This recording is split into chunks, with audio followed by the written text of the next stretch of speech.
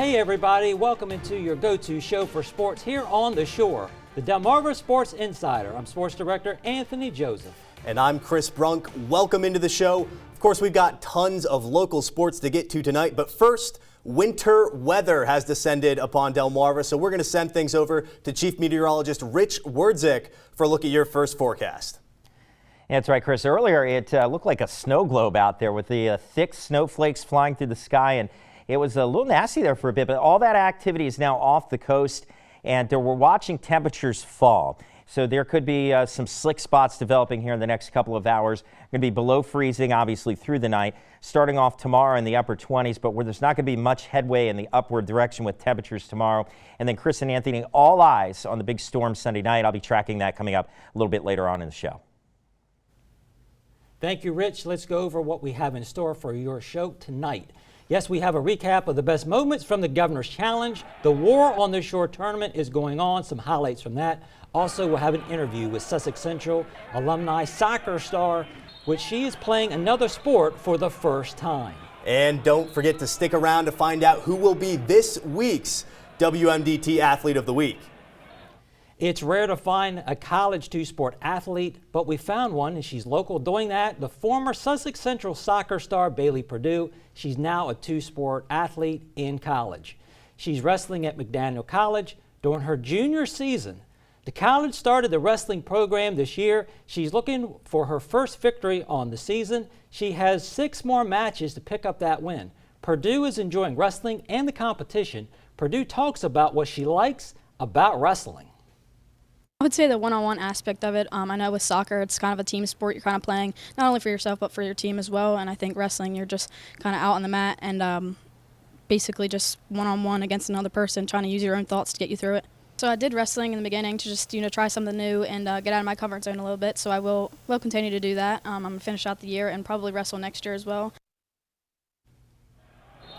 The War on the Shore Wrestling Tournament every year has gotten bigger and better. This year, the event is happening at the Ocean City Convention Center for the second time. There are so many talented wrestlers at the War on the Shore. This brings, some of the best wrestlers, not just from Delmarva, but across the country. We have some absolute powerhouses at the tournament this year. That is for sure, Chris. Sussex Central is one of the best local wrestling programs on Delmarva, and they were participating in the War on the Shore. The man to look out for in this tournament with Sussex Central is Malachi Stratton. Stratton moving throughout the tournament with ease, and he has around 170 wins under his belt with multiple state titles and has been known to wrestle in the 113 and 120 weight class. Stratton facing Xavier High School in the 120 weight class got a pinfall and moves to the semifinal round tomorrow, but he has more ambitious goals than just winning this tournament. The goal right now, I had accomplished a couple goals previously. Ironman, which is a pretty good tournament where I went 1 and 2 last year. Beast placed there. Like I said before, I'm on my way to 200. I'm at like 170 something. So that's a goal too. And then the ultimate goal at the end of the year is to have my hand raised for my 4th state title. But I set out this year dominate, not just win, but to dominate in a good fashion. Put myself out there a little bit more.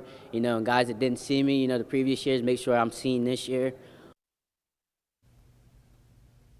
Anthony, you mentioned that Malachi Stratton, he beat a wrestler from Xavier. Xavier, that high school in Connecticut, they're state champions for multiple years in a row. They are one of the most dominant programs in the entire Northeast. Yes, they're the top team, the top wrestling program coming in this tournament. And so for Stratton to get that victory, he almost has 200 wins, and that's very, very impressive. So it just shows that we have very good, talented wrestlers on Delmarva, and we wish, of course, Stratton the best. He's in the semifinals, and the finals, of course, happen tomorrow night, and I expect him to be there.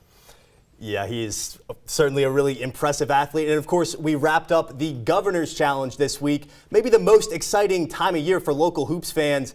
Mixed in with all the great games, we had the Governor's Challenge All-Star experience. We had some sharpshooters from the shore give it their best shot in the 3-point competition. Solomon David for the Decatur Seahawks, Faith Ray for Cape Girls basketball, but it was former Easton player Marshall Bailey who ultimately took home the crown. Bailey, the former Easton player, now playing for Westtown.